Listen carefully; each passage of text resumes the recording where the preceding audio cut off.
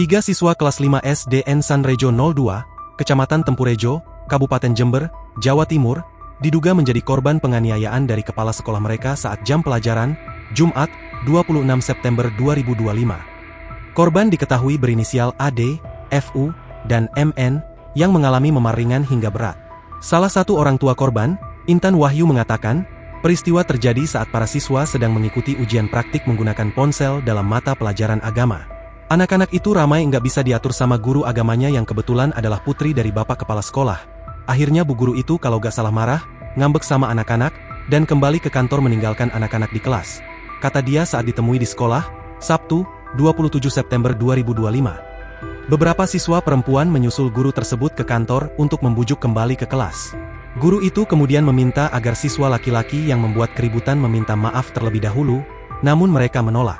Akhirnya bapak kepala sekolah datang ke kelas 5 langsung marah-marah mengatakan hal-hal yang tidak pantas ke anak-anak. Habis itu datang ke meja yang paling pojok lalu menganiaya, sambung Intan. Intan pun mengaku kecewa terhadap peristiwa penganiayaan tersebut.